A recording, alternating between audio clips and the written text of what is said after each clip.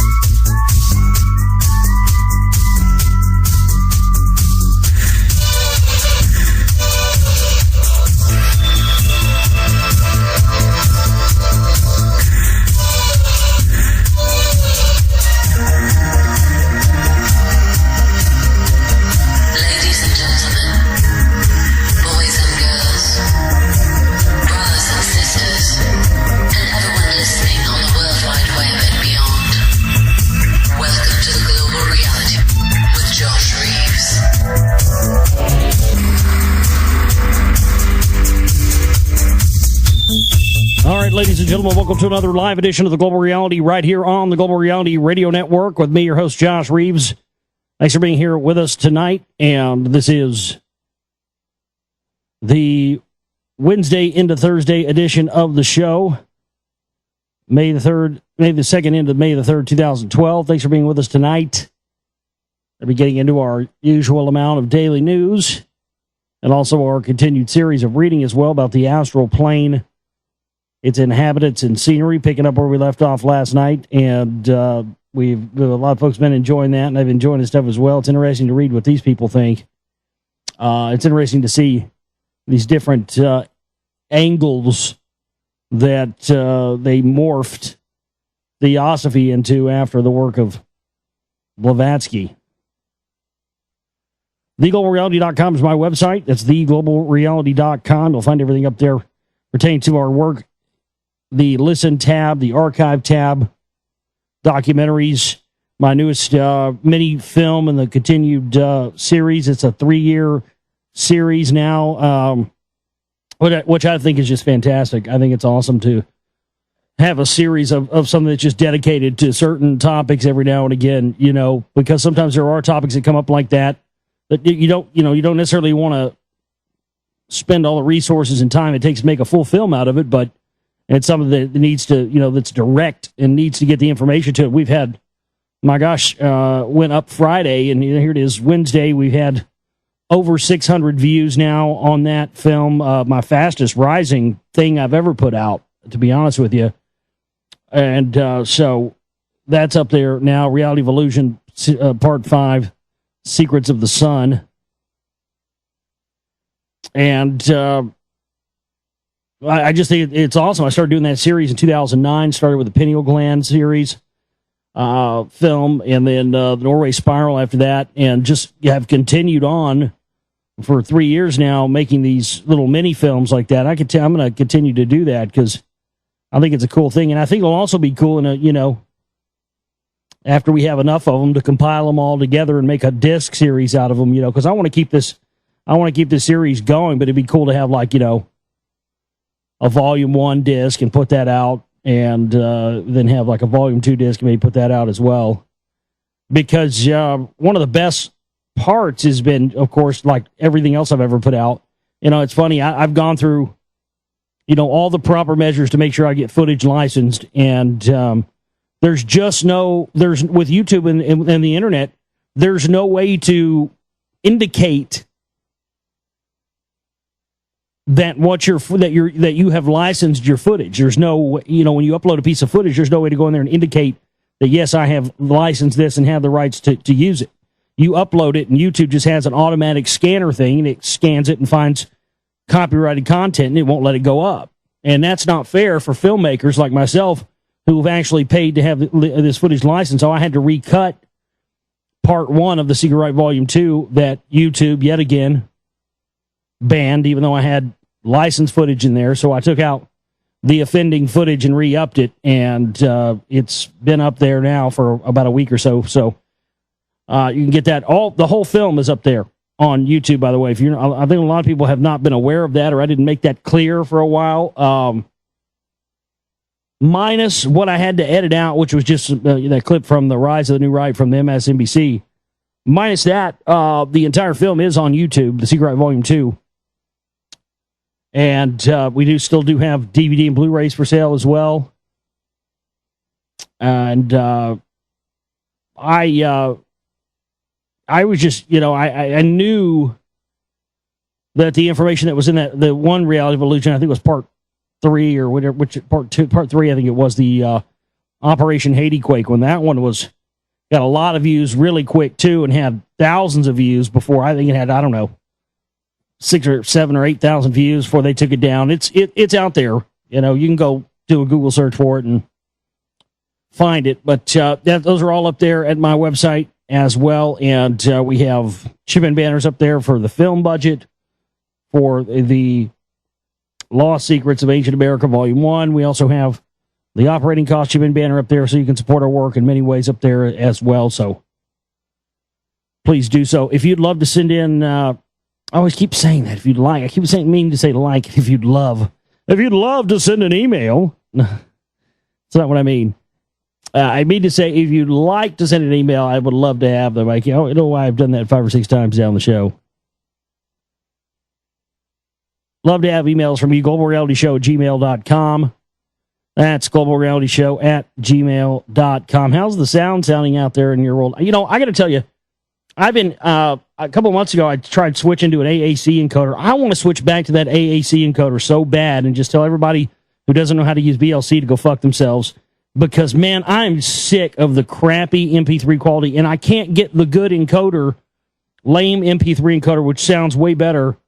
It won't. I mean, I've tried to install it a million times. It won't install in my Sam broadcaster. So it leaves me with this crappy, and I'm getting tired of the sound quality around here. I know you're hearing crackling stuff like that. That's not really the sound quality. That's because I'm using this crappy encoder. If I switch this over to an AAC encoder right now, it would sound so much more crystal clear. But then I get people bitching they can't get it to work, But I'm about to do something because I'm sick of this. I'm sick and tired of getting emails, people bitching about it. It used to be fine, and all that happened was a 2 preamp went out, and then I had to change everything, and hadn't got anything to go back since. But when I switched over to that AEC encoder for a couple of days, man, it sounded so good. But then some people couldn't get the stream anymore. So I don't know what to do. My hands are tied here. I'm going to do something. I'm going to maybe, I don't know, readjust our package that we have for the stream here. I'm thinking about maybe bumping it up, bumping the amount of total listeners you can have on the stream at once. I'm thinking about bumping that down and bumping the bit rate up to like 192 or something like that, because I'm tired of this garbled sounding crap, because it doesn't have anything to do with my end of it. It's the encoder. And the encoder just makes everything sound garbled. So I'm going to be doing something real soon to try to get the sound quality better over here, because I'm tired of it. I can't handle it. Spend all this money to make sure that stuff is, brought to you in the best possible fidelity I can. Then I get stuck using a crappy encoder because people are just too goddamn stubborn to go and download a media player. I don't understand that. The VLC player works on any computer. It's not hard. I don't understand why that's such an act of Congress to get some people to use a different media player than the one they're used to so you can play the stream. I don't understand why that's so hard. But I had people that sent me emails bitching about that. So, it worked fine for me. I could click on it just fine. VLC would open it right up, and it was crystal clear.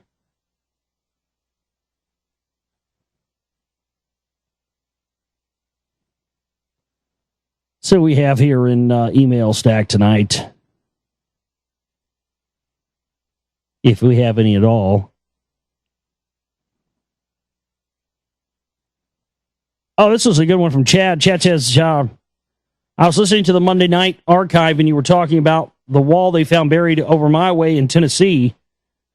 And it got me thinking, have you ever heard of these places where there are like these gravitation anomalies? Where, for instance, you can be in a car coming down a steep-ass hill, and if you stop and put your car in neutral, you'll actually start rolling backwards, back up the hill. Well, there was a spot in Huntsville, Alabama, at the bottom of the mountain where that happens.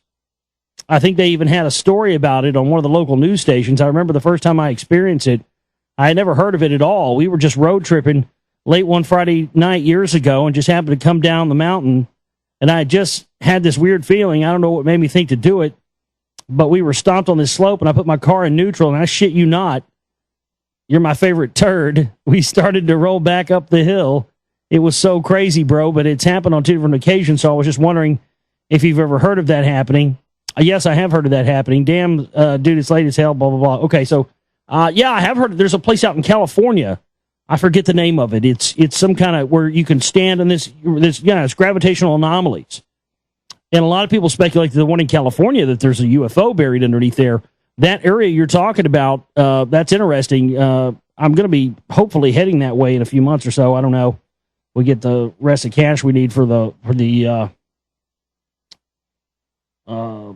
budget for the film and all that stuff, because I got to go to Russell Cave over there, these artifacts, 14,000 BC and shit like that, depictions of Christ. Also,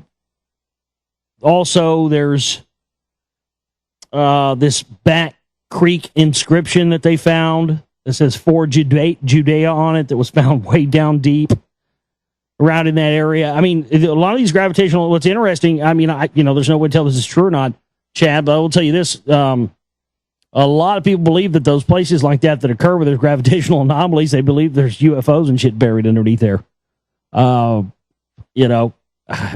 that's all not far. That's still northern Alabama, right around that area, Tennessee River Valley area. I mean, it's magical territory in there, man. There's something there.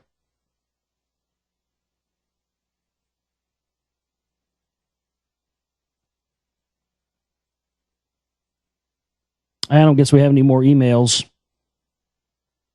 I got to mention this, and I wasn't going to mention this or bring this up or even talk about this or even give you my take on it until I had so many people, I mean, hundreds, literally, over the past few weeks. I'm getting bombarded with emails about this, and that's another reason why, like I did another subject tonight, I don't want to go through and have to read all these individual emails, or rather just address it in one shot. I think I briefly mentioned this once before, but not really gotten too far into it.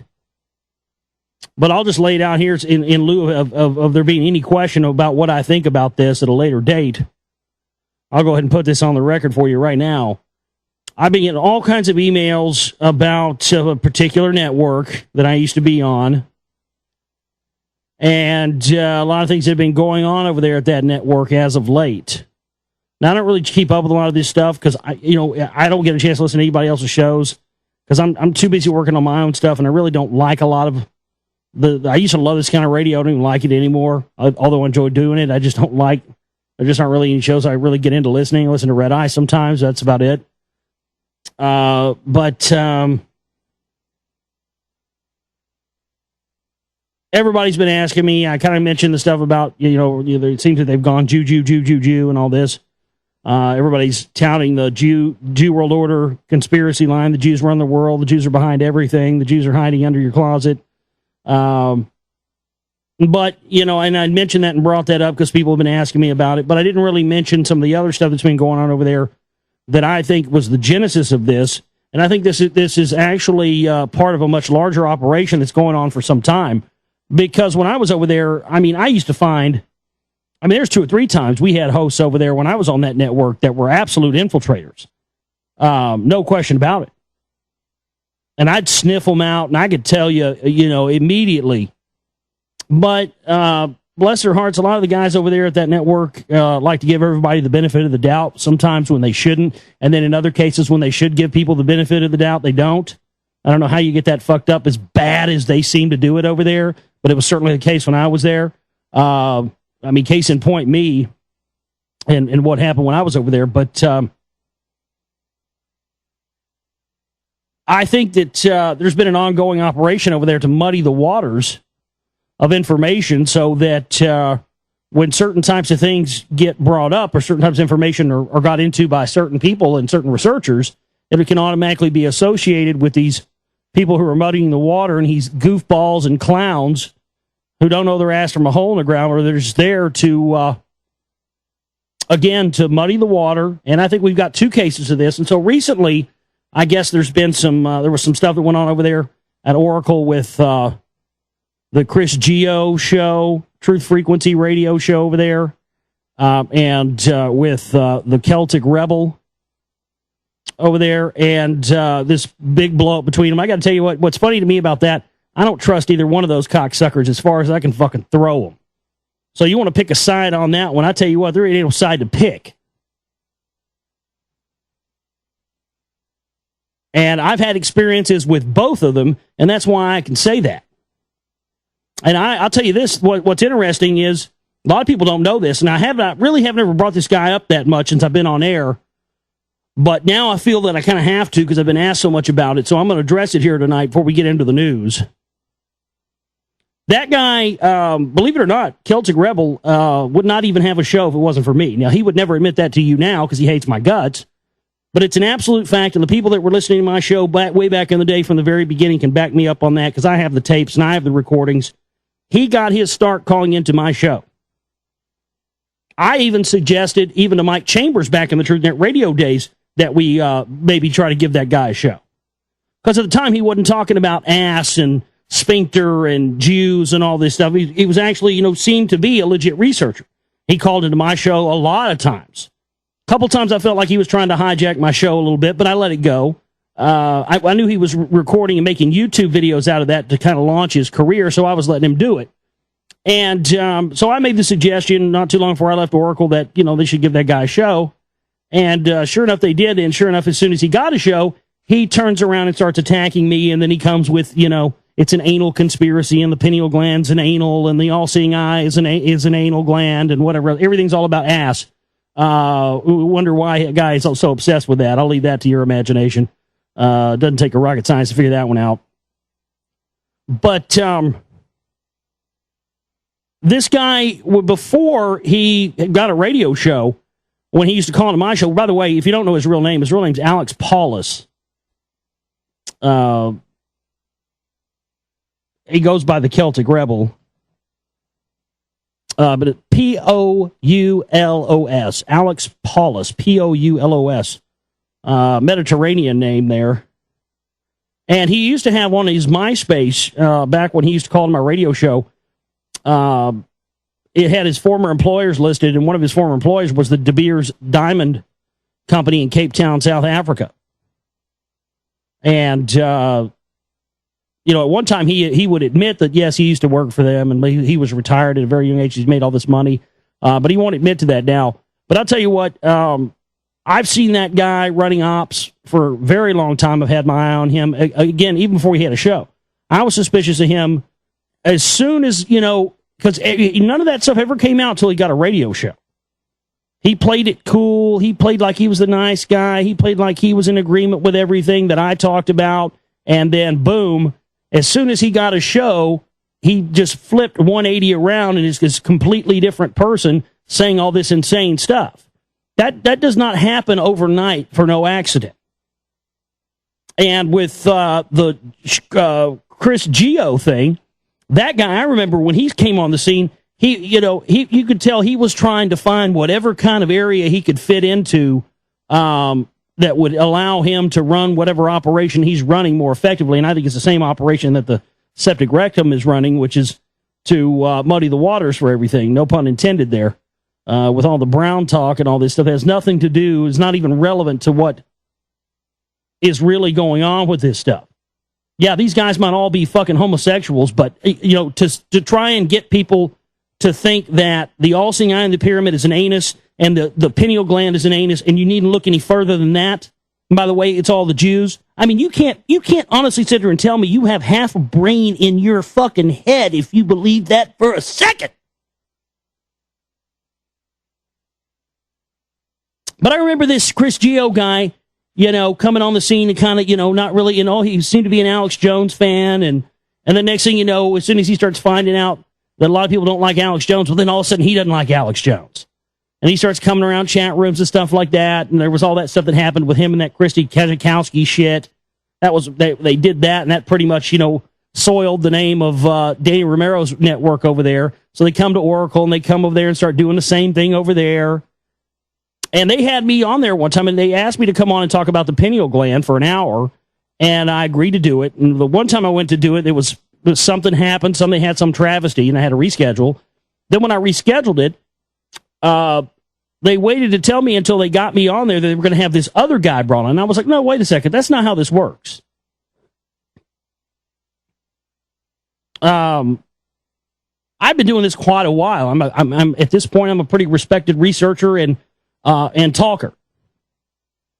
If you want me to come on your show, you only bring me on your show because I have a certain angle and a certain area of expertise that I talk about that you want me to bring to the table. And so they brought me on with this other guy and didn't tell me, and I was pretty pissed about that. And as soon as we get on there, of course, just as I expected, every time I go to try to say something intelligent and meaningful, I get run over and talked over by this clown who doesn't know his fucking ass from the hole in the ground, who they brought on there. And I stood it for about 20 or 30 minutes. I was like, fuck this is bullshit. And I just hung up and left. But I'm telling you right now, folks, and it's beyond just a gut feeling, and I am never wrong when I call out people who are running operations. I'll tell you this right now, sure as shit, that Celtic Rebel and that Chris Geo are fucking working for somebody, and they are doing exactly their job perfectly, and they've done their job perfectly, because now, since Chris Geo talks about, some of the new age year topics and talks about some of the stuff that is kind of similar to what I talk about, what they've effectively done is been able to muddy the waters so that people don't even want to have anything to do with any of that kind of information anymore because of clowns like Geo and others. And then they fall right back into that old 50-year-old JBS, John Birch Society, old line, priest class, Catholic-controlled conspiracy. It's all the Jews, the Jew world order, and the bankers, and this, that, and the other. And you know what? I mean, I'm sad to say, I'm really sad to see that people have fell for the operations, but that's why they do it, and that's what they miss not having me on that network. Because let me tell you something. I was the sheriff around that motherfucker. That chat room used to actually be. People always said I was a tyrant in the chat room, but guess what? That chat room used to actually be fun to be in when I was, keeping the motherfucking riffraff out of there. We were building a nice roster of hosts. That place was infiltrated when I was there in 2009, folks. And I don't know what's happening there now, but I've been getting all these emails about this stuff. The two people that were involved in that altercation, I think, are two of the biggest operators that are out there now. I've thought that for some time. I've withheld from saying that, even though I've been talked shit on by these entities. But you know what? I mean, I don't even have to address it. You guys are smart. People are smart out there. The people that are falling for these people are retards, dumbasses, and ignoramuses anyway. They're never going to come into the deeper levels of information because they're stuck in their paradigm of it's the Jews who want to kill the good Christian gun owners. And this programming that's been going on, and this large ongoing psyop. I mean, you understand they had Rima Libo on there for a while. Rima Libo was Stubblebine's wife. They had Rima Libo on Oracle for a while. She's no longer there. Rima Libo was General Stubblebine's wife. General Stubblebine is the guy who ran all of the Men Who Stare at Goats, Michael Aquino psyop stuff. I didn't even know about that. And somebody told me that a couple of months ago. I was like, whoa, what? How could Lee Rogers or anybody else over there allow General Stubblebine's wife? We're talking psyop deluxe. As soon as I heard that, I was like, well, my God, there you go. Somebody, I mean, I don't know, man. They may be using mind control on people over there. I don't know what's going on, but I'm telling you this. They had Stubblebine's wife doing a show over there, y'all. And if you've looked into this Michael Aquino stuff and this Mind War stuff, and the guy who's the senior military analyst for Fox News, Paul Vallely, a birther, Tea Partier, my God.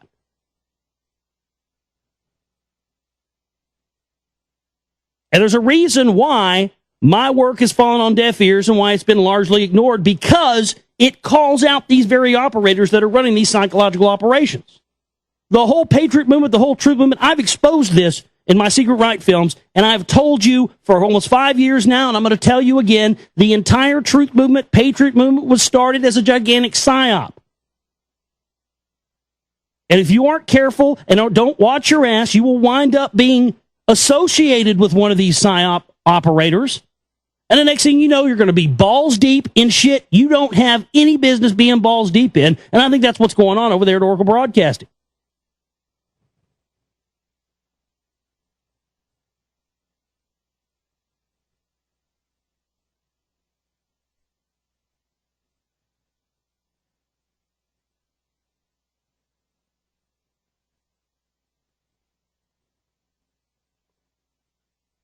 So I hope that sums it up for you.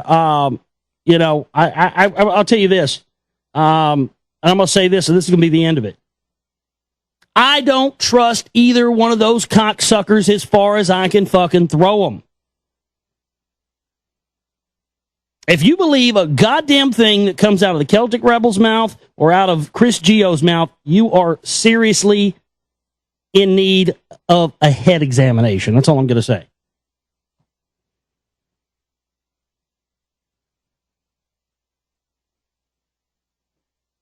Somebody in our chat room, I think it was Nikola Tesla earlier, was saying tonight that you could go out and look at the moon and there was black spots being going across the moon and stuff.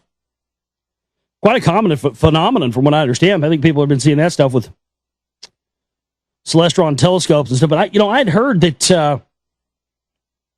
I don't use a digital zoom on my cameras very much, but I'd heard that if you use a digital zoom, you have a lot of these high-def cameras and stuff have these really high, powerful digital zooms on them, and then you can see the moon really well with that. So I went out there tonight, and I couldn't find another piece of my tripod. God, my tripods are just junk. They're falling apart. I need a new one. But if I had a tripod, I could be able to angle it up better and hold it there more steady. But yeah, I put that 160x digital zoom on my camera. Holy shit, man. You can see fucking like full-on detail of craters. And I could tell in the viewfinder that there was stuff flying around, and I saw some of these black spots. So I don't know what I captured. A lot of times you can see stuff better, you know, when you bring it up in the editor and you do some lighting changes with it. You can see stuff pop up. I'm going to mess around with that stuff later tonight after the show and try to get some of that uploaded to YouTube later. But Saturday is the supermoon, and of course, Beltane going on. Look toward the southeast on Thursday night, May 3rd, about an hour after sunset, and you will behold a rare and beautiful sight. A triple conjunction of the moon, the planet Saturn, and the bright star Spica.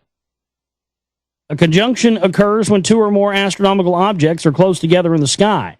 In reality, they are far apart in space. Their closeness is just an effect of perspective. In astrology, such close encounters are supposed to cause serious effects, but astronomers know that conjunctions are nothing more than a beautiful sight and a photo opportunity. In astrology, such close encounters are supposed to cause serious effects. Yeah, high energy raising, portals opening. Because Saturn is the farthest planet from the sun visible to the naked eye, its movements in our sky are very slow. It has been in the constellation Virgo, close to Spica, for a couple of years now. The moon, on the other hand, is very close to Earth, so it appears to move relatively quickly across the sky. Conjunctions like this one provide an excellent opportunity to see how rapidly the moon moves from night to night. On Thursday night, the moon will be well to the right of Saturn and Spica. 24 hours later, on Friday night, it will be well to the left of Saturn and Spica. Astronomers measure distances in the sky in degrees, a complete circle being 360 degrees. The moon takes 27.3 days to complete its 360-degree trip around the sky. And so it moves 13.2 degrees in one night. By comparing the views Thursday and Friday night, you can see this with your own eyes. The moon will look full on both of these nights to the naked eye. A look with a telescope will reveal that it is not truly full, but it has a clear terminator or a shadow line on its eastern limb. This shows that it is still in its waxing gibbous phase. True full moon does not occur until Saturday night at 11:35 p.m. Eastern Standard Time. This full moon will actually be the largest and brightest of the year, and it is a supermoon, a coincidence of full moon falling at the same time as the moon's perigee, or closest approach to Earth. Yeah, I'm going to try to get some video of that stuff Friday night for sure.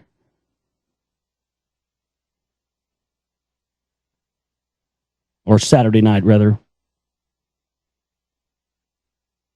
You know, we talked about the the red coloring and in all things strawberry and artificial. God, I can't even eat strawberry cheesecake anymore. I saw some one day. I was like, oh, gross. Crunched up beetles. Ugh. But turns out there's more bugs and shit that we eat than we thought. I mean, I thought Monsanto was supposed to be creating all this food that was GMO so that there wouldn't be any bugs on it. But from what I'm reading here, regardless, I mean, it's just like, okay, well, why is there this many bugs in our food if there's that much genetically modified going on to kill them with pesticides and stuff? It's weird. 8 bugs you don't know you're eating. Thrips at anywhere between 100 at 1 to 25 to 1/8 inch long. These tiny little winged parasites are legally allowed in apple butter, canned or frozen asparagus, frozen broccoli, and frozen Brussels sprouts. Aphids, those same little green or black bugs that can destroy a bouquet of flowers, can infiltrate your frozen veggies, particularly spinach, broccoli, and Brussels sprouts. And if you homebrew beer, you might want to consider growing your own hops. The FDA legally allows 2,500 aphids for every 10 grams of hops. So you beer drinkers out there, that's what makes it taste good.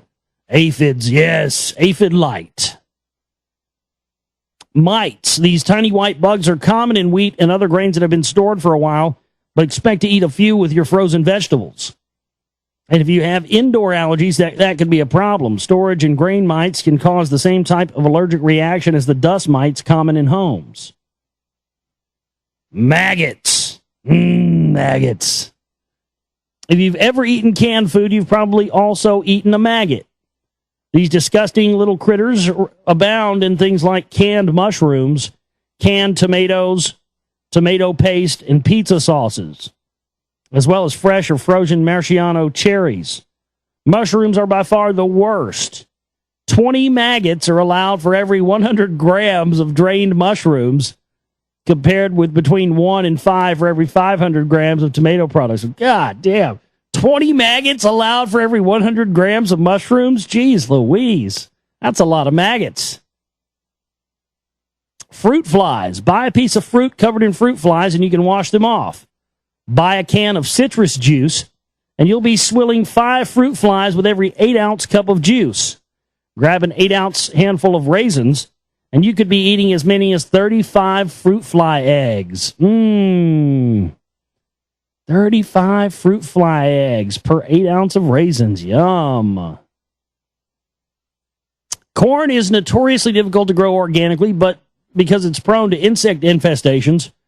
But in most cases, it's easy to avoid eating the earworm that burrow into the corn cobs and eat the silk. Just cut the kernels off the cob and voila. However, canned sweet corn will come with some extra crunch from all the larvae, skins, and skin fragments allowed by the FDA.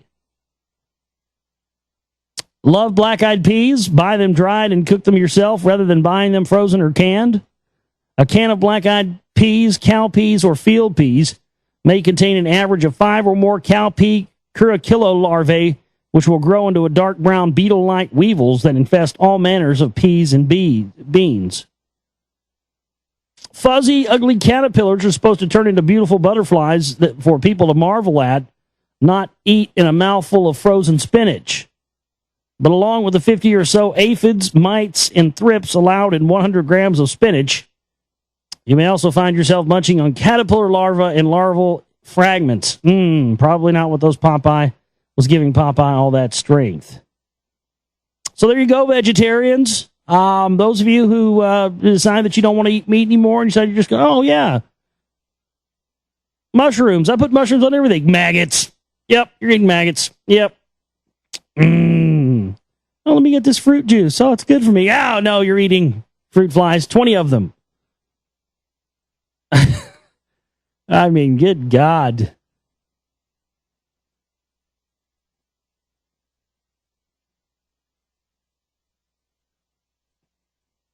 I heard about this death of the former San Diego Chargers lineman Junior Seau today, and immediately, I always tend to follow stories, especially things like this that are unexpected. This guy had no reason to kill himself, and I immediately started seeing contradictions left and right in this. Something's up with this. I don't know what, but I mean, to know that now 8 of the 1994 Super Bowl champion San Diego Chargers have died in, weird freak accidents. It's kind of strange. And when it first happened, the Oceanside police said Seau's death was being investigated as a suicide. He was found by his girlfriend in a bedroom of his beachfront house Wednesday morning with a handgun found near the body. The police say that Seau did not appear to leave a note. Now, the initial report that came out said, and this was TMZ, they always report celebrity deaths first. TMZ first reported that retired NFL star Junior Seau was found dead Wednesday morning, and that the police were investigating after his housekeeper found the NFL legend with a fatal shotgun wound to the chest. Now, wait here a second. And I went and looked this up, and it's all over the place. So the initial report said that, and then I found that they backed this up, in several places. The housekeeper comes in, finds him there dead with a shotgun blast to the chest. That's pretty specific. A shotgun leaves, a specific wound. And a handgun leaves a specific wound as well. You're talking about, a bullet versus pellets. Then they change the story and backtrack and say, no, his girlfriend found him dead and found a handgun laying near the body. But they still contend that it was a shotgun blast to the chest, but a handgun was found next to him. And something doesn't add up here.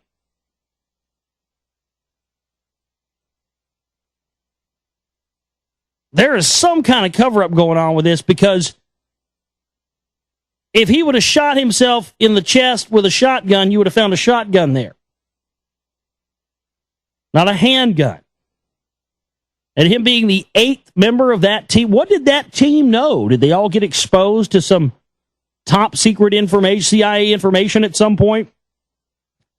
After winning the Super Bowl or something, they all, like on a plane, see a UFO or something they were supposed to see, or, Because it's crazy when you look at this...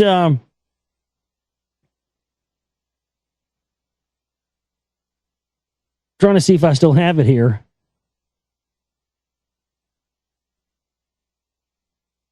I guess I already closed out of it. I had an article up here earlier, and it had a list of all the different... one of the guys got struck by lightning twice. Not once, twice. And I guess the second one killed him. Freak car accidents, all kinds of crazy stuff.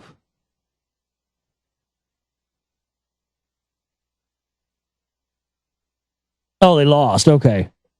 Well, I don't keep up with it, so I didn't know. But yeah, what I'm saying is,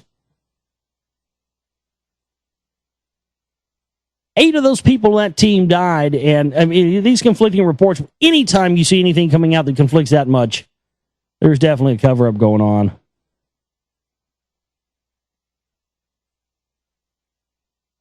License plate scanning cameras are going in Miami Beach this weekend. That's always wonderful news. Now, this is an interesting story, and I actually think that I actually have this. I've never known what to call it. Of course, anything that they can't explain, they always call a mental condition. Everything's got to be a condition. Why can't it just be a gift? Why does it have to be a condition? Or a mental condition? Why do you have to make it sound like, people who have a gift are half a fucking tard or something? But I can recall every detail of every moment of my life going back to my 3rd birthday. And I always wondered what this curse or gift or whatever it is, because it is a curse sometimes. Especially when you remember, when people say they're going to do something and they don't do it. Oh, man, that's cursing me my whole life. A rare mental condition gives actress Henner superhuman memory. Most people are able to recall big moments in their lives, but a few select are able to recall minute details of almost every day. Mary Lou Henner, formerly of the show Taxi, recently explained to CBS 2's Katie McGee how her highly superior autobiographical memory, or HSAM, has allowed her to hold on to even the most minor of moments. You say April 3rd, 1992, and all of a sudden the whole week starts presenting itself to me. That was Friday, and I was in New York, actually. At least a dozen people in the United States have been diagnosed with HSAM. Every single thing that you have ever done is on your hard drive, she explained. Henner's skill came naturally, but she told CBS 2 that there was always ways that everybody can drastically improve their memory. But it never did me any good when I was in school. It was like it only does me good for things that I'm passionate about or I care about. Because I remember when I was a kid, I had this knack, and I would use it for stuff that I was in as a kid, sports or music or whatever it may be, comic books, baseball cards, and I could just rattle off facts and figures. I could tell you what batting average somebody whose name I probably can't remember now had in 1992. I remember my mom one time was like, "You need to find some way to channel that into something positive or something. Trying to channel that into something that's that's good. Not I was like, well, this is good. This is what I'm into. Who are you to tell me what I can or can't be into? But of course, with this, this is definitely what I've found to channel it into now. My ability to be able to recall this stuff, is one of my greatest assets. But I love how anytime there's something they can't explain, it's always got to be a mental disorder. Where I saw this article, the fact that I saw this in the local news here in Dallas, I couldn't believe this. I mean, this is like world news, and I'm like, why is it Dallas reporting on this and nobody else? U.S. military industrial giant KBR, Kellogg Brown and Root, in bidding to privatize British police forces. Wait a second. KBR is bidding to privatize the British police? They're going to put the British police under the control of Kellogg Brown and Root? You understand, Kellogg Brown and Root essentially funded and paid for and greased the wheels to make the Vietnam War happen, right? So they could dredge Cameron Bay? I mean, these are the war hawk, warmongers, suck Satan's cock. Suck Satan's cock. To the 8th power. And you over there in the UK should be very concerned with this. We all should be very concerned with this. Giant U.S. military-industrial complex Kellogg Brown and Root is in the running to win a slice of a controversial £1.5 billion, $2.43 billion contract to transform the West Midlands and Surrey police forces in Britain, the London Times reported. Hailed as the largest police privatization scheme in the UK, it has been suggested that the private companies who win the contract will be tasked to perform several police functions, including patrols, detention, and criminal investigation. They are privatizing the police force. They've already privatized the prisons. They are privatizing the police forces now, just like they privatized the criminal TSA and got them in there on the pretext of 9/11 and the rest of this stuff and, the threat of terrorism. But why are they doing this way? Because they are absolving themselves of any accountability. Prisons and jails don't have any accountability because they're owned at the top by faceless corporate entities who give a fucking shit one about the people that are being put in there, and they grease the skids for the people that make the laws and make sure people that are going to enact the toughest laws get elected, so they'll ensure they get customers for their privately owned jails and prisons. The TSA has done the same thing. Why do you think that the TSA was a fucking menace overnight? Because it was planned to be that way. This didn't happen by accident. They pay these fuckers $10 an hour, and there's no accountability. There's not. Is one of the owners or whoever the people, government officials that hired the TSA, are they in there on a regular daily basis regulating these airports? Hell fucking no. They are put in there because there's no accountability. If you get groped and you go complain, Who are you going to go to? There's nothing I can do. That's just TSA. It's how it is. Same thing here. They start privatizing the police, privatizing the military. Then there's no accountability. Because these guys in Blackwater, they're not accountable, and they don't have to answer to a general or answer to anybody or take orders. No, hell no. And that's what they want to do with the TSA, with the police forces, all of it. So if they beat somebody up or they're in the wrong and they're being a thug, and you go and try and fight it, you have a case whenever, if a police officer brutalizes you and they're a police officer of a city or a state, you can take that police officer, if you have evidence, you can take that police officer to court and you can have his ass. But when the police force becomes employees for a privatized company, is there going to be any accountability at all? Hell no. If one of the guys gets in trouble, what do? You fire their fucking ass and flush them down the toilet and bring another lackey in, because there's a million more just like him wind up outside waiting to come in for a job because the economy's in the shitter. Everything now, because they collapse this economy, everything now is being done in the name and justified in the name of jobs. Well, we need these jobs. Bullshit. Everything now is being justified, just like they've justified war. Everything now will be justified in the names of jobs. Well, you want jobs, don't you? Is what we got to do. Got to privatize everything. No accountability whatsoever. No ability for you to be able to get any justice if you are done wrong by a police officer, a TSA agent, Blackwater, anything. Because again, they're just employees for private companies.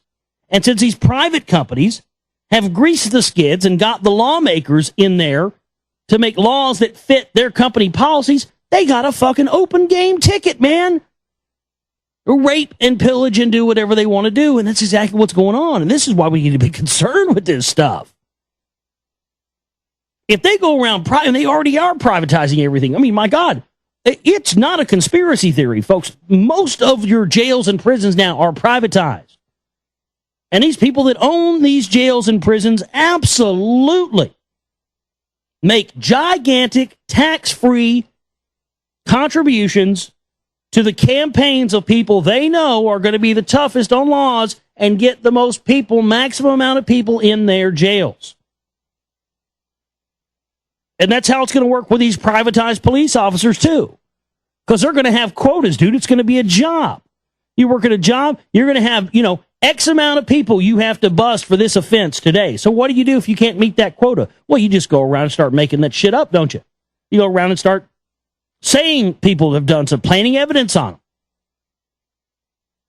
This opens up the gates for all kinds of stuff. If Kellogg, Brown, and Root, ladies and gentlemen, are now privatizing the police force of entire countries, it's not good news.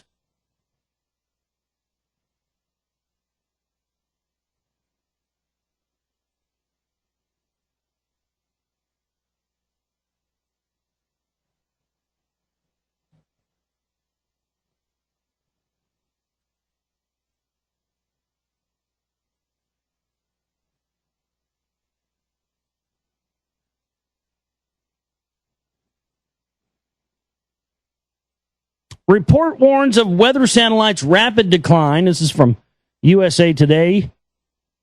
Predicting the weather is tricky enough. Now a government-sponsored report warns that the USA's ability to track tornadoes, forecast hurricanes, and study climate change is about to diminish. The number and capability of weather satellites circling the planet is beginning a rapid decline, and tight budgets have significantly delayed or eliminated missions to replace them, say a National Research Council analysis out Wednesday. The number of in-orbit and planned Earth observation missions by NASA and the National Oceanic and Atmospheric Administration is projected to drop precipitously from 23 this year to only 6 by 2020. That means the number of instruments monitoring Earth's activity is expected to decline from a peak of about 110 last year to fewer than 30 by the end of the decade. Is that because our sun's getting hotter and they're going to be wiping these satellites out. They're not going to be launching anymore until this passes. That's what I think. Right now, society is asking us the hardest questions and the most meaningful questions. We're going to be even more challenged to answer them, said Stacy Bolin, a senior systems engineer at the Jet Propulsion Laboratory at the Jack Parsons Propulsion Laboratory in California. A member of the committee will slowly become data starved here. Oh, we're not going to be able to predict the weather anymore, right?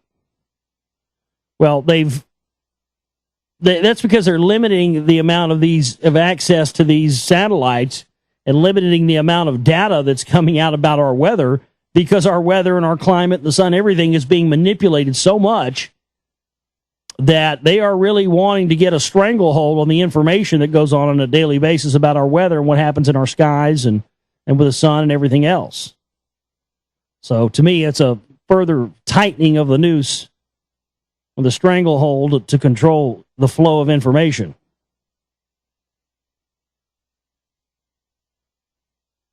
People from all over the world are in the tiny town of Lotus in El Dorado County looking for something that's out of this world, but leave it to a stay-at-home mom walking her dog to find a precious meteorite. The rock Brenda Salveson found is 17 grams, equal to just over a tablespoon of sugar, but when it comes in the form of an asteroid, its weight has no boundaries. I was lucky, blessed, good karma. It was sitting there at my toes like an Easter egg. An egg, more like a diamond in the rough. That gem from outer space was found at the Lotus Park, where Brenda, her kids, and her collie come to nearly every day. I had Jumpy Puppy in one hand and Rock in the other, she said. Meteorites landed in California's gold country several days ago, creating a modern-day gold rush. Yeah, you can just go look in the news. There's been meteorites and asteroids left and right being flung. Meteorites are all over the place. And Earth fireballs, daytime fireballs have been in the news every day for months. But, they're big money if you find one. Nearly 15%, this is an interesting story, nearly 15% of people worldwide believe the world will end during their lifetime. And 10% think the Mayan calendar could signify it will happen in 2012, according to a new poll. The end of the Mayan calendar, which spans about 5,125 years on December 21st, 2012, has sparked interpretations and suggestions that it marks the end of the world. Whether they think it will come to an end through the hands of God or a natural disaster or a political event, whatever the reason, 1 in 7 thinks the end of the world is coming, said Karen Gottfried, research manager at the Ipsos Global Public Affairs, which conducted the poll for Reuters. Perhaps it is because of the media attention coming from one interpretation of the Mayan prophecy that states the world ends in our calendar year 2012, adding that some Mayan scholars have disputed the interpretation. Responses to the international poll of 16,262 people in more than 20 countries varied widely, with only 6% of French residents believing in an impending Armageddon in their lifetime, compared to 22% in Turkey and in the United States, and slightly less in South Africa and Argentina. But only 7% in Belgium and 8% in Great Britain feared an end to the world during their lives. About 1 in 10 people globally also said they were experiencing fear or anxiety about the impending end of the world in 2012. The greatest numbers were in Russia and Poland, the fewest in Great Britain. Oh, fuck it, man. I don't give a fuck if the world's going to end anyway, man. I've been living under the fucking crown, man. Fuck the goddamn end of the world. Fuck 2012. I'm living under the fucking queen. You fucking apathetic Brits, you. You motherfuckers. You are some apathetic sons of bitches over there, you fucking Brits. Jesus Christ. Oh, fuck it, man. Saw it off, man. I don't give a fuck, mate. That fucking media's, mate. I don't give a fuck. Saw it off. Goddamn, the end of the world's happening. They don't give a fuck. They just want to go down to the pub and have some chips. About 1 in 10 people globally also said they were experiencing fear or anxiety about the impending end of the world in 2012. The greatest numbers were in Russia and Poland. The Russia and Poland, that's just strange. The fewest in Great Britain.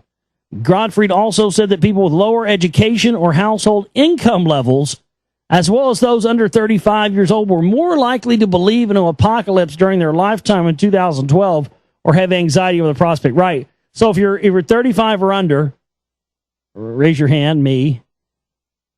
And you have a lower education or a low household income level, you're more likely to believe the end of the world's going to happen in 2012. Right. So what that tells us is that the people who don't like the state of the world as it is and are trying to look for alternative answers are the people that believe the end of the world's coming. I mean, that's the way to go, Reuters. How much did Baron Rothschild pay you to run that report? It's clear with all this stuff, though. They're trying to get us to use the power of suggestion, the power of manifestation, the power of law of attraction. They're trying to get us to manifest this. They all believe it, so we'll manifest, the goddamn Stay Puft Marshmallow Man to come wipe us all out. A well-known neo-Nazi who was campaigning to be county sheriff has been named as the man who killed 4 members of a family, including a toddler, in Gilbert, Arizona today. Law enforcement sources have said that Jason J.T. Reddy, a former member of the National Socialist Movement, was responsible for the deaths at a property in the affluent suburb. And look at this guy. This guy just, them goddamn Jews, niggers doing everything. They run the whole damn world, but the damn Jews and niggers. I'm going to go kill a toddler because them Jews and niggers. Yep. Yeah, I'm going to kill myself too. Good way to kill off them is kill myself. That's just natural selection, isn't it? Jeez Louise. Although not officially confirmed by police in Gilbert, it is thought that J.T. Reddy shot and killed his 47-year-old girlfriend, Lisa Medeiros, Lisa's daughter, 22-year-old Amber Medeiros, Amber's 22-year-old boyfriend, Jim, and Amber's 2-year-old daughter, Lily. The little girl was initially found alive at the property, but later died in a hospital. Listed as the treasurer of the J.T. Reddy for sheriff of Pinal County, Lisa Medeiros had been living with Reddy at her home for the past 2 years. While it is known that Reddy is among the dead, it has not been confirmed whether he turned the gun on himself. There were a few weapons in the house, and we don't know if there was a gun battle or if it was a murder-suicide. Police have said that there had been a reported incident of domestic violence between Reddy and Medeiros earlier in the day. And, yeah, I mean, this guy says Reddy in the past has spoken at National Socialist Movement rallies. These groups, these white nationalist groups are so infiltrated. And they're such spook ops. And just like Randy Weaver, Ruby Ridge, where was he prior to that whole thing happening? Well, he was at these white supremacist meetings, neo-Nazi meetings, because, at that time, because back in the late 70s, Randy Weaver moved his family out to the middle of nowhere because he wanted to he thought the New World Order was coming. And when he moved out in the middle of nowhere, he ended up finding these neo-Nazi groups that he thought were about the same things that he was. And then they provocateured him with an informant in a Fed they had inside of there. And then, all the shit popped off. And I think that's what they do oftentimes with these guys that know too much and they start to find out too much and get too much power. They, break down their programming and make them snap and do something.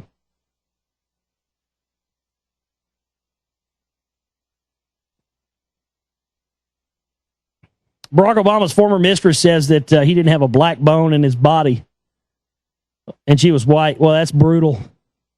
That's just brutal. And it didn't have a black bone in his body. I think she must mean that in more ways than one. I think she's trying to tell us he's not, he didn't get the the family gift. We'll just leave it at that. The end of the world is approaching. On June 30th, to be precise. And an obscure Christian sect is erecting billboards across the United States to let everyone know. Growing in Grace International have stepped up their global campaign to announce the transformation at the end of June, a day of the final reckoning, which will wipe out most of humanity. Yes. Suck Satan's cock! 666, motherfucker. Growing in Grace International have stepped up their global campaign to announce the transformation at the end of June, a day of final reckoning which will wipe out most of humanity except their followers. Oh, I love that except.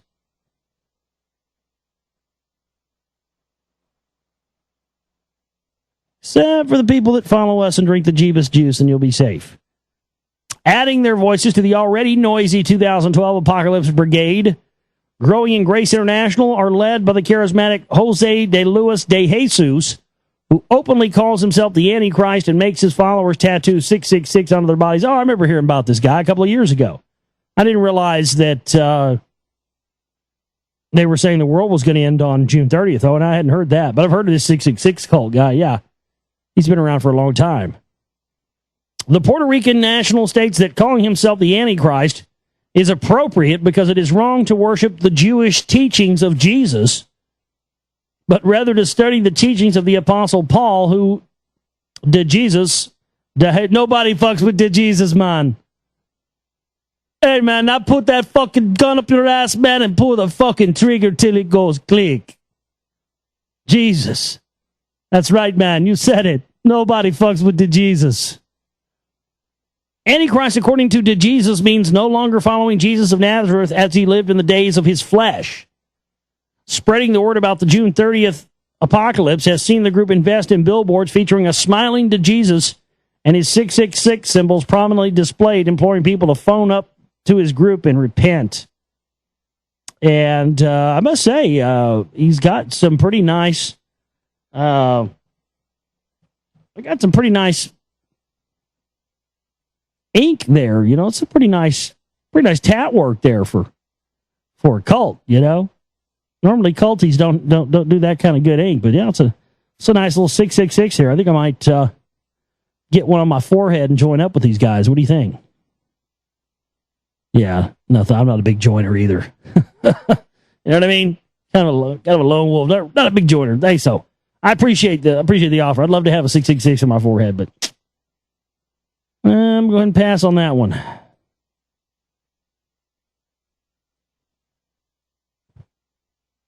TheGlobalReality.com is my website. Please support our work there with the chip-in banners for the bills for this. We had to pay the bills this week, and we've got nothing else in this week at all. Zero on our chip-in banner. So we're down to almost nothing. We really need some help right now. We had to pay the bills. We barely squeaked by. If you can help us out, please make a donation at TheGlobalReality.com there, either to the film donation or to the operating costs, however you want to do it. There's a P.O. box there if you can't use PayPal. Donate button. There's a subscription amount. You can set a subscription to come out of your account every month so you don't have to come back and use the chip-in banner. You could also use my direct PayPal email address at Dayglow. All right, back here with you on the Global Reality, right here on the Global Reality Radio Network. I'll be your host, Josh Reeves. Thanks for being with us here tonight. Staying up late with us tonight, Moonbats, as usual.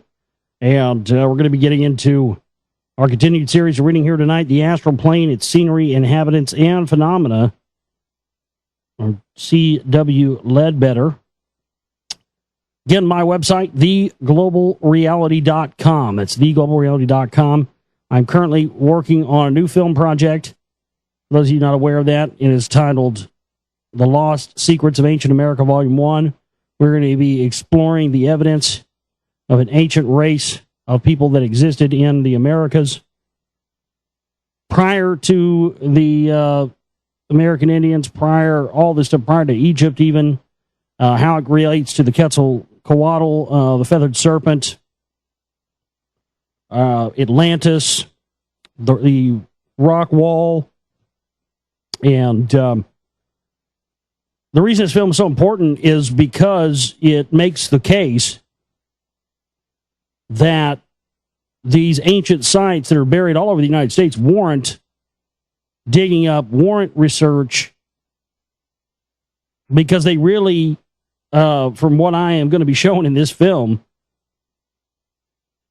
really, really make the case for the absolute lie that our country was founded on, and this lie that is perpetuated even today by the secret societies, government as a whole. The founding fathers were in on this, even the people in government today, but a massive cover-up to hide the true history of this country. And we are hoping to have a dig for the rock wall for the second part of the film. And we need your help to get this part one done so we can hopefully try to find people that want to invest in the dig by using this film to promote it and get that done. So I've set a date for July 4th to have this film out. We have a budget up there. That's going to be our last budget for the film, I think. And there might be one after that has to take care of, getting the film itself out there. You know what I mean? Like cost to get, it put on YouTube or whatever. I mean, put on Netflix and iTunes or whatever. Because I don't know if I'm going to do discs on this. I think I am going to do discs on this, but it's going to be a small amount. I don't know. We'll see. But it definitely, if I do discs, it'll just be DVD. It won't be Blu-ray or anything like that, which kind of sucks because, well, that's why I don't want to do the disc thing this time. Because if I do it with iTunes and Netflix, I can put up a full HD file. Meaning you can have the choice of downloading a regular resolution file or an HD file. And, you don't have to worry about having the disc or having the player or anything else. So that way, anybody with a halfway decent computer or, even not even a halfway decent computer can watch the film in high definition or burn it to a disc. And that's really what I want to do with this film more than anything else. More than trying to have resources to get it on disc and stuff. But anyway, we have that up there. We have a chipping banner up there for that. If you can help us meet our goal for the budget, and we'll definitely work out stuff to have credits of the film for people who donate large amounts. But in order to get this done, I got to have a budget to do it. So please help if you can, so I can continue on with my work here. And we're kind of low in the account right now. So let's continue on here with our continued series of reading. Picking up where we left off last night. To understand the methods by which a large class of physical phenomena are produced, it is necessary to have some comprehension of the various resources mentioned above. Astral resources, which a person functioning on the astral plane finds at his command, and this is a branch of the subject which it is by no means easy to make clear, especially as it is hedged about with certain obviously necessary restrictions. It may perhaps help us if we remember that the astral plane may be regarded as, in many ways, only an extension of the physical, and the idea that matter may assume the etheric state in which, though intangible to us, it is yet purely physical, may serve to show us how the one melts into the other. In fact, in the Hindu conception of Jagrat, or the waking state, the physical and astral planes are combined into 7 subdivisions corresponding to the 4 conditions of physical matter. And the 3 broad divisions of astral matter explained above.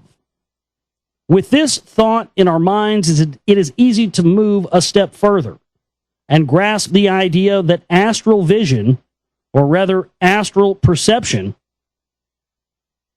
may from one point of view be defined as the capability of receiving an enormously increased number of different sets of vibrations. In our physical bodies, one small set of slow vibrations is perceptible to us as sound. Another small set of much more rapid vibrations affects us as light. And again, another set as electric action. There are immense numbers of intermediate vibrations which produce no result, which our physical senses can't cognize at all. Now, it will readily be seen that if all or even some only of these intermediaries, with all the complications produced by differences of wavelength, are perceptible on the astral plane, our comprehension of nature might be very greatly increased on that level, and we might be able to acquire much information which is now hidden from us. It is admitted that some of these pass through solid matter with perfect ease, so that this enables us to account scientifically for some of these peculiarities of astral vision, though those minds to which the theory of the fourth dimension commends itself find it in a neater and more complete explanation. It is clairvoyance, clear that the mere possession of this astral vision by a being would at once account for his capability to produce many results that seem very wonderful to us. Such, for example, as the reading of a passage from a closed book, and when we remember furthermore that this faculty includes the power of thought reading to the fullest extent, and also when combined with the knowledge of the projection, of currents in the astral light, that of observing a desired object in almost any part of the world, we see that a good many of the phenomena of clairvoyance are explicable even without rising above this level. Yeah, he's talking about remote viewers. Of course, true, trained, and absolutely reliable clairvoyance calls prevision and second sight into operation, an entirely different set of faculties. But as these belong to a higher plane than the astral, they form no part of our present subject. The faculty of accurate prevision, again, appertains altogether to a higher plane that yet flashes or reflections flashes or reflections of it frequently show themselves to purely astral sight. More especially among simple-minded people who live under suitable conditions, what is called second sight, among the Highlanders of Scotland being a well-known example. Another fact which must not be forgotten is that any intelligent inhabitant of the astral plane is not only able to perceive these etheric vibrations, but can also, if he has learnt how it is done, adapt them to his own ends or himself set them in motion. It will be readily understood that superficial forces and the methods of managing them are not subjects of astral forces, about which much can be written for publication at present, though there is reason to suppose that it may not be very long before, at any rate, some applications of one or two of them come to be known to the world at large. But it may perhaps be possible, without transgressing the limits of the permissible, to give so much of an idea of them as shall be sufficient to show in outline how certain phenomena are performed. All who have much experience of spiritualistic seances at which physical results are produced must at one time or another have seen evidence of the employment of the evidence of the employment of practically resistless force in, for example, the instantaneous movement of enormous weights, and so on. And if of a scientific turn of mind, they may perhaps have wondered whence this force was obtained, and what was etheric currents the leverage employed. As usual, in connection with astral phenomena, there have been several ways in which such work may have been done, but it will be enough for the moment to hint at four. First, there are great etheric currents constantly sweeping over the surface of the earth from pole to pole in volume, which makes their power irresistible as that of the rising tide. And there are methods by etheric pressure which this stupendous force may be safely utilized, though unskillful attempts to control it would be fraught with frightful danger. And that's what Nikola Tesla was all on to, wasn't it? Secondly, there is what can be described as an etheric pressure, somewhat corresponding to, though immensely greater than the atmospheric pressure, In ordinary life, we are as little conscious of one of these pressures as we are the other, but nevertheless, they both exist. And if science were able to exhaust the ether from a given space as it can exhaust the air, the one could be proved as readily as the other.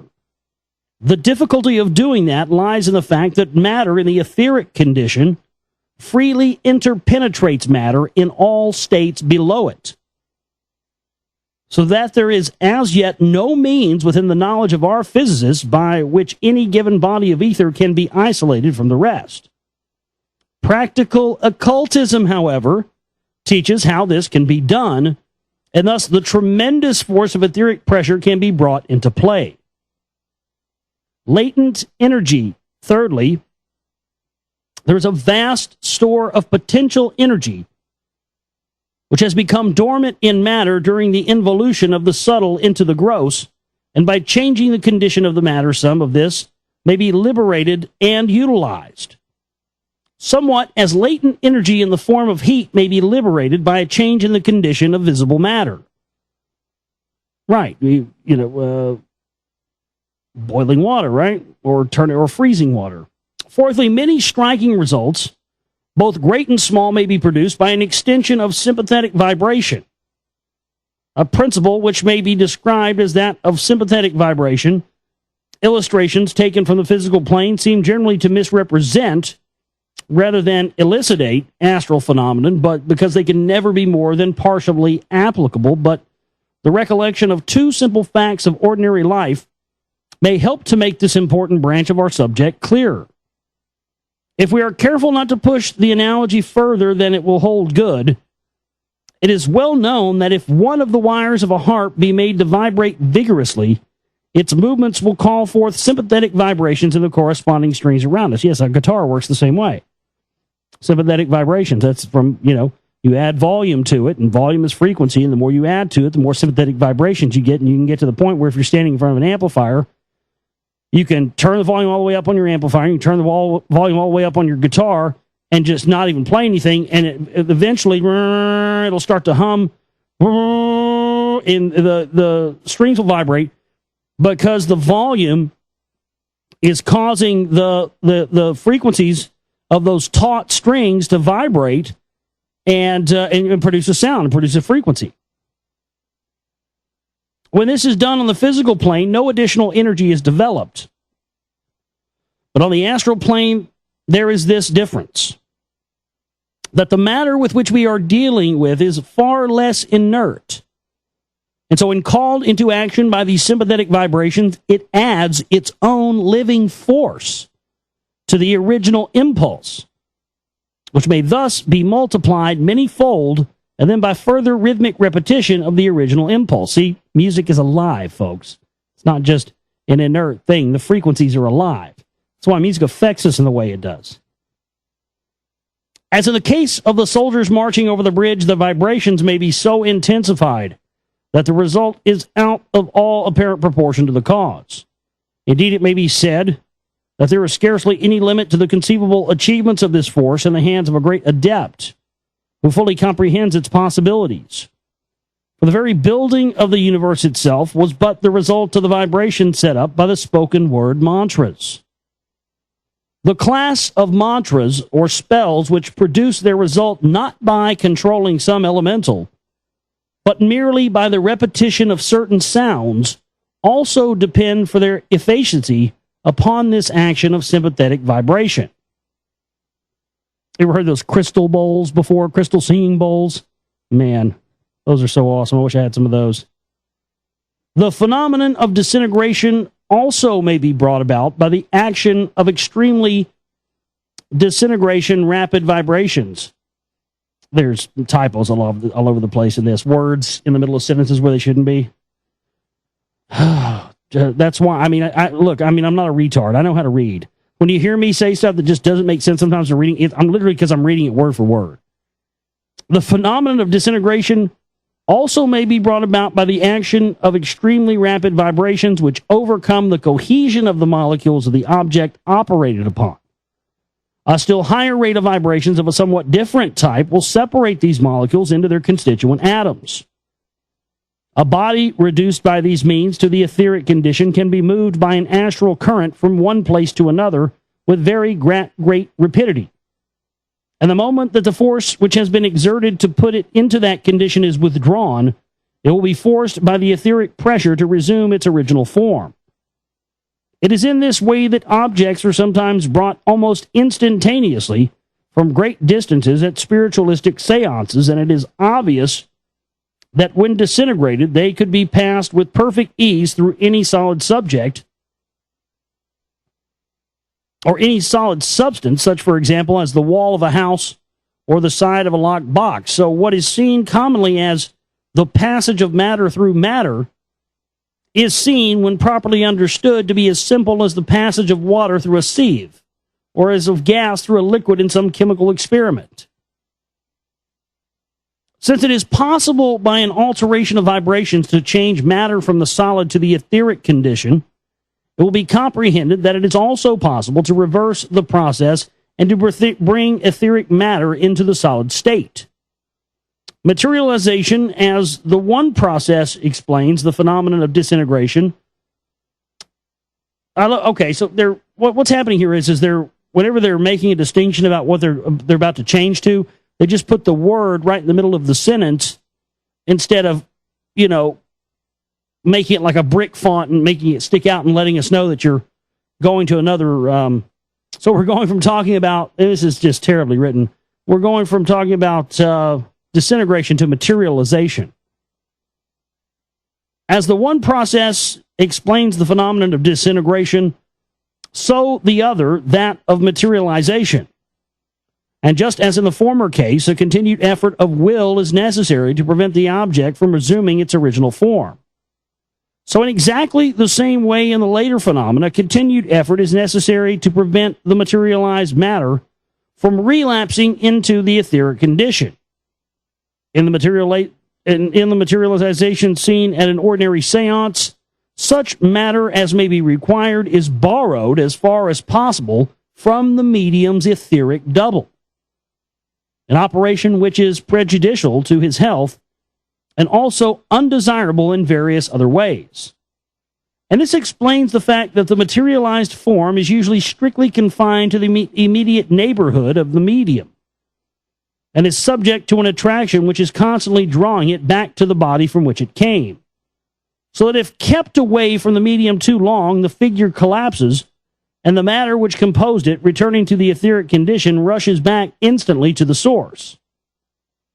The reason why the beings directing a seance find it easier to operate in the darkness, or in why darkness is required, very subdued light will now be manifest, since their power would usually be insufficient to hold together a materialized form or even a spirit hand for more than a very few seconds amidst the intense vibrations set up by brilliant light.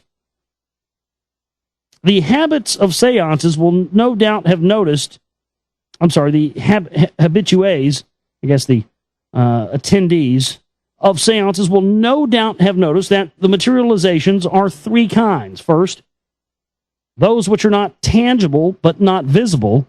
Second, those which are visible but not tangible. And third, those which are both visible and tangible. To the third kind, which is much the most common, belong the invisible spirit hands, which so frequently stroke the faces of the sitters or carry small objects about the room, and the vocal organs from which the direct voice proceeds.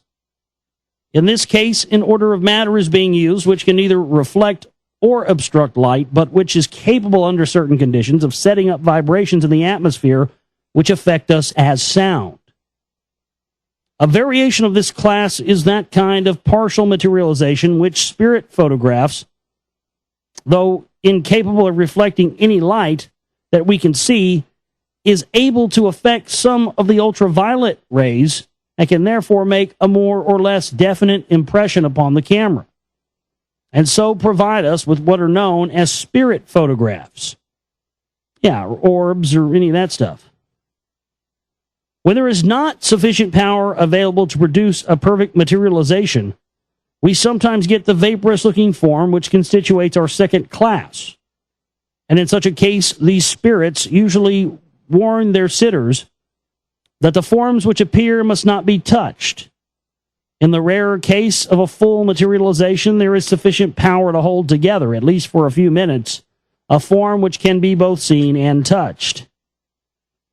When an adept or pupil finds it necessary for any purpose to materialize his Mayavarupa or his astral body, he does not draw upon either his own etheric double or anyone else's, since he has been taught how to extract the matter which he requires directly from the astral light or even from the Akasha.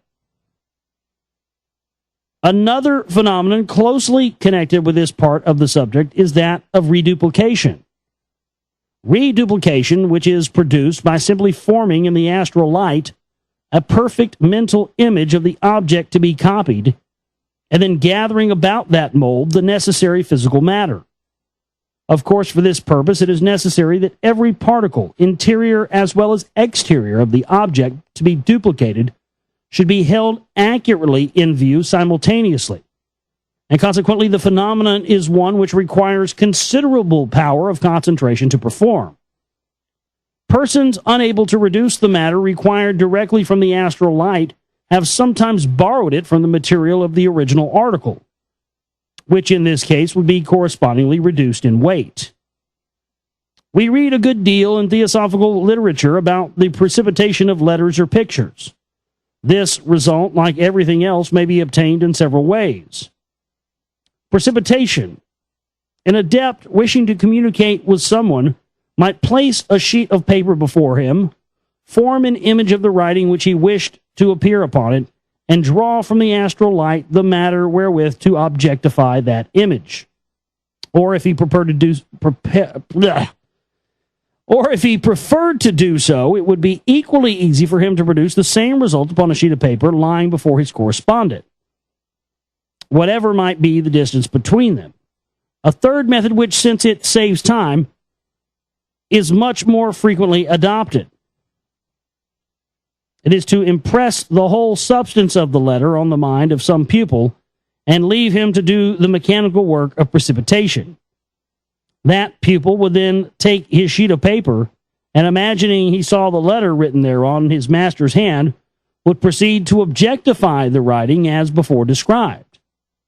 If he found it difficult to perform simultaneously the two operations of drawing his material from the astral light and precipitating the writing on the paper, he might have either ordinary ink or a small quantity of colored powder on the table beside him, which, being already physical matter, could be drawn upon more readily. It is, of course, obvious that the possession of this power would be a very dangerous weapon in the hands of an unscrupulous person, since it is just as easy to imitate one man's handwriting as another, and it would be impossible to detect by any ordinary means a forgery committed in this manner. A pupil definitely connected with any master has always an infallible test by which he knows whether any message really emanates from that master or not. But for others, the proof of its origin must always lie solely in the contents of the letter and the spirit breathing through it, as the handwriting, however cleverly imitated, is of absolutely no value as evidence. As to speed, a pupil new to the work of precipitation would probably be able to image only a few words at a time, and would therefore get on hardly more rapidly than if he wrote his letter in the ordinary way. But a more experienced individual who could visualize a whole page or perhaps the entire letter at once would get through his work with greater facility. It is in this matter that quite long letters are sometimes produced in a few seconds at a seance. Right, the same thing with John Dee when he was channeling things with his Anunnaki language. I mean, literally terabytes of data, coming through. They're trying to write down with a fucking pen, coming out that fast. When a picture has to be precipitated, the method is precisely the same, except that here it is absolutely necessary that the entire scene should be visualized at once. And if many colors are required, there is, of course, the additional complication of manufacturing them, keeping them separate, and reproducing accurately the exact tints of the scene to be represented. Evidently, there is scope here for the exercise of that artistic faculty. and it must not be supposed that every inhabitant of the astral plane could by this method produce an equally good picture. A man who has been a great artist in his life and had therefore learned how to see and what to look for would certainly be very much more successful than the ordinary person if he attempted precipitation when on the astral plane after death. The slate writing, for the production of which under test conditions some of the greatest mediums have been slate writing, so famous is sometimes produced by precipitation, though more frequently the fragment of pencil enclosed between the slates is guided by a spirit hand, which only just the tiny point sufficient to grasp it are materialized. An occurrence which occasionally takes place at seances, and more frequently among Eastern yogis, is what is called levitation. That is, the floating of levitation, a human body in the air. No doubt when this takes place in the case of a medium, he is often simply unborn by spirit hands. But there is another and more scientific method of accomplishing this feat, which is always used in the East and occasionally here also. Occult science is acquainted with a means of neutralizing or even entirely reversing the attraction of gravity. How about that? See? Because, you see, gravity is a theory. It's always been a theory. They don't even know what actually produces gravity. Anybody tries to tell you different does not know the truth. I have people that try to argue, they know what... No, they don't. If you actually go and look it up, that's a myth that they know what causes it. It's an accepted belief that they know what causes it. But if you actually go and do the homework on it, they actually do not have an explanation for what causes gravity. So it would make sense that the black magician or the white magician, whoever it may be, would be able to manipulate gravity to their advantage. Occult science is acquainted with a means of neutralizing or even entirely reversing the attraction of gravity. Why do you think Hitler and the Thule Society and this is what they were looking for their craft. And this is why they were into the cult and this stuff, because they knew these secrets of anti-gravity were held by the occultists, and that's why Hitler sent out these expeditions and all this stuff. That's one of the things that he was looking for.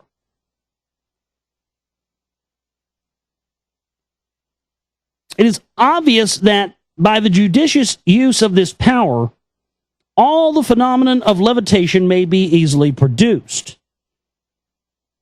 It was no doubt by a knowledge of this secret that some of the airships of ancient India and Atlantis were raised from the earth and made light enough to be readily moved and directed.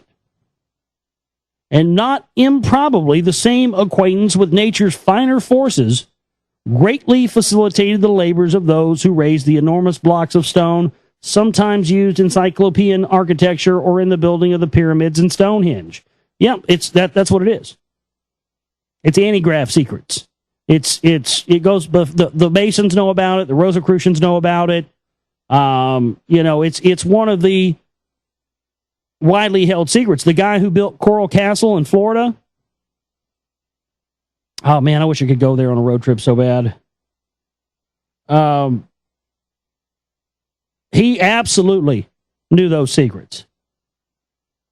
With the knowledge of the forces of nature which the resources of the astral plane place at the command spirit lights, its inhabitants, the production of what are called spirit lights, is a very easy matter.